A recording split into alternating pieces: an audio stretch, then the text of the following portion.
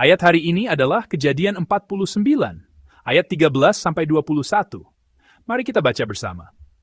Zebulon akan diam di tepi pantai laut, ia akan menjadi pangkalan kapal, dan batasnya akan bersisi dengan Sidon. Isakhar adalah seperti keledai yang kuat tulangnya, yang meniarap di apit bebannya, ketika dilihatnya bahwa perhentian itu baik dan negeri itu permai. Maka disendengkannya lah bahunya untuk memikul, lalu menjadi budak rodi. Adapun Dan, ia akan mengadili bangsanya sebagai salah satu suku Israel. Semoga Dan menjadi seperti ular di jalan, seperti ular beludak di denai yang memagut tumit kuda, sehingga penunggangnya jatuh ke belakang. Aku menanti-nantikan keselamatan yang daripadamu ya Tuhan. Gad, ia akan diserang oleh gerombolan, tetapi ia akan menyerang tumit mereka. Asyer, makanannya akan limpah mewah, dan ia akan memberikan santapan raja-raja. Naftali adalah seperti rusa betina yang terlepas. Ia akan melahirkan anak-anak indah. Amin. Firman yang kita baca bersama hari ini berisi tentang Yakub, yang juga disebut Israel, yang memanggil anak-anaknya untuk memberkati mereka sebelum ia meninggal. Hari ini kita akan merenungkan firman yang berisi berkat dan buat untuk 6 dari 12 anak Yakub, yang kelak akan menjadi cikal bakal 12 suku Israel. Mari kita lihat isinya secara singkat bersama-sama. Anak yang ke-6, Zebulon, menerima berkat bahwa ia akan tinggal di tepi laut, tempat kapal-kapal dapat berlabuh. Lama setelah itu, pada zaman Yosua, ketika ke-12 suku Israel membagi-bagikan tanah, suku Zebulon tidak menerima bagian tanah yang berbatasan langsung dengan laut. Namun, mereka menjadi suku pedagang yang sering bepergian, singgah di berbagai kota pelabuhan di negeri-negeri tetangga Israel, seperti Sidon. Anak yang kelima, Isahar, menerima berkat bahwa ia akan menjadi seperti keledai yang kuat tulangnya. Isakar akan menjadi suku yang kuat, tetapi firman itu berlanjut dengan mengatakan bahwa ia melihat tempat perhentian itu baik dan negeri itu permai, sehingga ia menundukkan bahunya untuk memikul beban dan menjadi seorang budak. Ini menyiratkan bahwa di kemudian hari, suku Isakar tidak akan menggunakan kekuatan yang mereka miliki, melainkan akan hidup dalam kemalasan dan hanya mencari kenyamanan. Sehingga akhirnya mereka akan melayani orang-orang Kanaan. Anak yang ke-9, Dan, menerima berkat bahwa ia akan menghakimi bangsanya. Dan adalah anak dari Bilha, hamba Rahel, tetapi seperti anak-anak lainnya, ia akan membentuk satu suku yang utuh di Israel. Kelak, seperti Simson, seorang hakim dari suku Dan, mereka akan melawan musuh yang kuat dengan cara yang tak terduga. Laksana ular di jalan yang memagut tumit kuda, sehingga penunggangnya jatuh. Berkat untuk anak yang ke-7, Gad, adalah bahwa ia akan diserang oleh gerombolan, tetapi ia akan menyerang balik tumit mereka. Di kemudian hari, suku Gad akan tinggal di sebelah timur sungai Yordan, dan mereka mau tidak mau harus menghadapi peperangan dengan bangsa-bangsa asing di sekitar mereka, seperti orang Amon, Moab, dan Aram. Akan ada banyak peperangan, tetapi mereka tidak akan patah semangat dan justru akan memukul mundur musuh-musuh mereka. Anak yang ke-8, Asyer, diberi berkat bahwa makanannya akan berlimpah, dan ia akan memberikan santapan raja-raja. Dikatakan bahwa di kemudian hari, suku Asyer tinggal di tanah yang subur, bertani, dan mengekspor hasil pertanian yang baik dari sana. Tidak hanya ke Israel, tetapi juga ke berbagai negara. Selanjutnya, berkat Yakub ditujukan kepada anak yang ke-10, Naftali. Naftali akan seperti rusa betina yang dilepaskan, yang mengucapkan perkataan yang indah. Sesuai berkat ini, di kemudian hari suku Naftali akan menerima bagian tanah yang luas, indah, dan makmur. Demikianlah kita telah melihat secara singkat kata-kata berkat terakhir yang Yakub sampaikan untuk 6 dari 12 anaknya. Namun, saat mendengarkan ini, satu pertanyaan secara alami muncul di dalam hati kita. Apakah ini benar-benar sebuah berkat? Tentu, beberapa anak diberi berkat bahwa keturunan mereka akan menang dalam peperangan, menghasilkan makanan yang mewah, atau tinggal di tanah yang luas dan indah.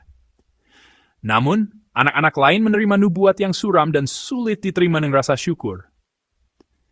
Bahwa keturunan mereka akan berada di bawah kekuasaan bangsa lain, akan terus-menerus berperang, atau akan menjalani kehidupan yang selalu bepergian ke negeri orang.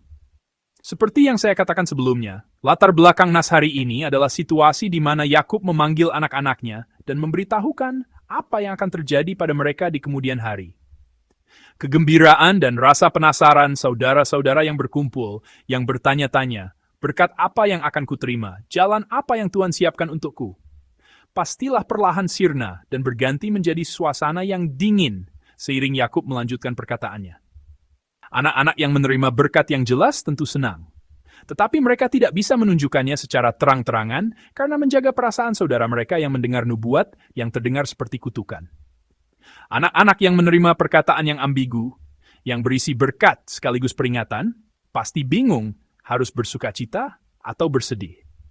Sementara itu, anak-anak yang mendengar nubuat suram pastilah menghela napas dalam-dalam. Mungkin sesaat mereka bahkan diliputi perasaan kesal dan berpikir, ini keterlaluan. Mungkin semua orang menahan napas dan mendengarkan dengan penuh ketegangan setiap kali nama mereka dipanggil oleh Yakub, bertanya-tanya apa yang akan terjadi selanjutnya. Keheningan dan kecanggungan, yang sama sekali tidak pantas untuk suasana hangat dan khidmat saat bertemu ayah untuk terakhir kalinya, mendengarkan wasiat dan melepas kepergiannya, pastilah menyelimuti ruangan itu. Lalu, bagaimana perasaan Yakub saat menyampaikan kata-kata terakhir ini kepada anak-anaknya? Tentu saja, karena saya tidak memiliki 12 anak dari 4 istri, saya tidak dapat memahami perasaannya dengan tepat. Tetapi sebagai seorang ayah yang memiliki seorang anak laki-laki yang setiap hari saya gendong dan doakan dengan ucapan syukur dan berkat kepada Tuhan, saya dapat merasakan sesak. Betapa sesak dan pedihnya hati Yakub. Tentu saja, anak-anak ini adalah anak-anak yang telah menorehkan luka yang dalam di hatinya dengan menjual anak kesayangannya, Yusuf, karena iri hati dan kemudian berbohong bahwa ia telah mati. Mereka adalah anak-anak yang terkadang kurang ajar, yang telah menantang atau membahayakan otoritasnya. Namun, bagaimanapun juga, mereka adalah anak-anak yang telah tinggal bersamanya seumur hidup. Anak-anak yang tumbuh dengan segala suka dan dukanya. Yang terpenting, mereka adalah anak-anak yang mewarisi darahnya dan akan melanjutkan garis keturunannya. Anak-anak yang ia timang dengan tangannya sendiri. Di antara ke-12 anak laki-laki itu, mungkin kasih sayangnya tidak terbagi rata. Ada yang lebih dicintai dan ada yang kurang. Namun mereka semua adalah anak-anak berharga yang ingin sekali ia berkati sebesar-besarnya, agar Tuhan membimbing mereka semua menuju keberhasilan, kemakmuran, dan kemenangan. Namun, saat ini, Yakub tidak sedang mengucapkan harapannya sendiri, melainkan menyampaikan apa adanya hal-hal yang telah Tuhan tunjukkan dan rencanakan. Yakub hanya bisa mengatakan dan menyampaikan apa yang Tuhan beritahukan kepadanya tentang masa depan yang telah dia siapkan sesuai dengan karakter dan perbuatan anak-anaknya. Hati Yakub yang harus menyampaikan masa depan yang akan menimpa anak-anak dan keturunannya, pastilah hancur dan pilu. Dan karena itu, suaranya pastilah terdengar sendu. Situasi menyesakkan, seperti yang dihadapi Yakub dan anak-anaknya juga kita hadapi hari ini. Ada kalanya kita merasa tidak layak meminta berkat Tuhan saat bercermin pada firman-Nya, dan kita seolah tidak bisa menaruh harapan sama sekali. Terkadang kita bahkan tidak dapat menemukan apapun dalam diri kita yang dapat menyenangkan Tuhan. Kita terkadang kecewa melihat kekurangan, bahkan kekerasan hati dari anak-anak, saudara-saudari, atau orang tua di dalam keluarga. Dan kita juga terkadang diliputi ketakutan bahwa Tuhan mungkin tidak berkenan dengan keadaan itu dan akan menghakiminya. Di tempat kita menjalani kehidupan sehari-hari, seperti di tempat kerja, kita melihat kejahatan yang sudah mengakar, dan terkadang tiba-tiba merasa cemas karena masalah itu seolah tidak akan pernah terselesaikan. Ketika kita melihat dan mendengar berbagai berita dari negara kita dan dunia, ada kalanya kita kehilangan harapan akan masa depan, dan rasanya lebih baik menutup mata dan telinga. Sangat sulit untuk menyatakan berkat dalam situasi seperti itu dengan mengatakan bahwa Tuhan akan benar-benar senang dengan keadaan tersebut, bahwa Tuhan akan membimbingnya menuju kebaikan. Karena itu adalah kebohongan. Jika Tuhan membalas kita sesuai dengan perbuatan kita, kita hanya bisa sampai pada kesimpulan bahwa, seperti yang dialami anak-anak Yakub, kita pun hanya akan menerima berkat yang bercampur dengan kutukan, atau bahkan nubuat yang suram. Yakub, yang merasa sesak dan sedih saat berbicara tentang masa depan yang telah Tuhan siapkan bagi mereka sesuai dengan perbuatan masing-masing, menyerukan satu kalimat. Mari kita baca bersama ayat 18. Ini adalah ayat 18. Aku menanti-nantikan keselamatan yang daripadamu, ya Tuhan. Amin. Satu kalimat ini, aku menanti-nantikan keselamatanmu ya Tuhan, adalah proklamasi yang sangat penting, yang meskipun singkat, mengubah seluruh suasana dalam sekejap.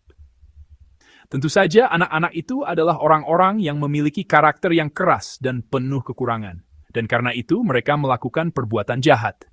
Mereka adalah orang-orang yang tidak dapat memiliki harapan apapun jika Tuhan membalas mereka setimpal dengan perbuatannya.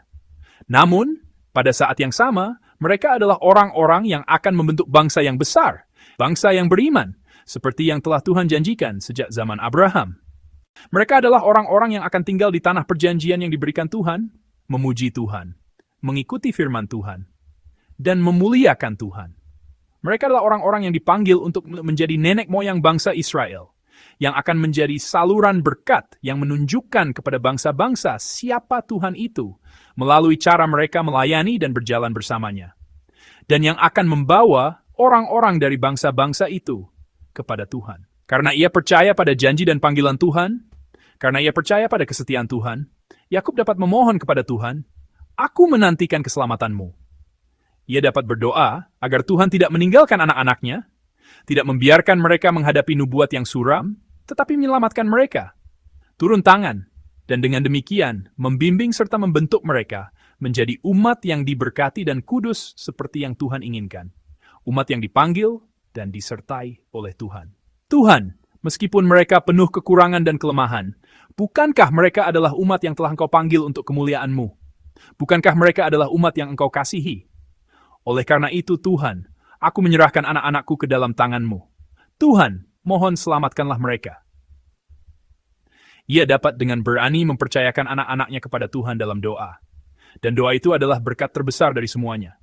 Jemaat yang terkasih, saya sungguh-sungguh berharap agar perkataan yang diserukan Yakub kepada Tuhan saat melihat anak-anaknya, proklamasi ini, "Aku menanti-nantikan keselamatan-Mu, ya Tuhan," dapat juga mengalir dari bibir kita hari ini. Diri saya sendiri jelas sangat kurang untuk disebut umat Tuhan. Keluarga kita yang lemah, negara ini, dan dunia ini tidak akan menemukan harapan jika dibiarkan begitu saja. Tetapi jika ada campur tangan Tuhan, jika ada keselamatan darinya, jika kuasanya yang sejati bekerja, maka segala keadaan pasti akan berubah. Oleh karena itu, pada subuh ini, marilah kita memohon keselamatan Tuhan untuk diri kita sendiri. Marilah kita datang dengan doa yang berani. Tuhan, meskipun aku kurang, aku adalah orang yang dipanggil sebagai umat-Mu. Mohon selamatkanlah aku agar aku dapat hidup sesuai dengan panggilan itu. Mohon berkatilah aku. Marilah kita memohon agar keselamatan Tuhan terwujud di tengah-tengah keluarga kita. Marilah kita memohon agar keselamatan Tuhan terwujud di tengah-tengah bangsa ini dan bangsa-bangsa lain. Mari kita berdoa bersama. Tuhan, inilah keluarga kami, tanah air kami, dan dunia yang telah Engkau ciptakan dengan kasih dan yang telah Engkau janjikan untuk pimpin. Mohon pimpinlah kami agar dapat dipulihkan dan menjadi baik di mata-Mu. Mohon bentuklah kami agar dapat menjadi sukacita dan kemuliaan bagi-Mu. Mohon berkatilah kami. Ketika kita mempercayakan segalanya kepada Tuhan, ketika kita menyerahkan beban dan kendali kita kepadanya, kita dapat hidup dalam damai dan keberanian, melampaui segala sesak dan air mata. Jemaat yang terkasih, saya berharap kita dapat berdoa dengan percaya kepada Tuhan yang menggenapi janjinya. Tuhan yang mengerjakan keselamatan, bahkan di tengah situasi yang menyesakkan dan tanpa harapan ini. Saya berdoa dalam nama Tuhan agar kita semua dapat menaikkan doa berkat yang sejati, yaitu doa yang berpegang pada janji Tuhan dan mempercayakan segala kepadanya.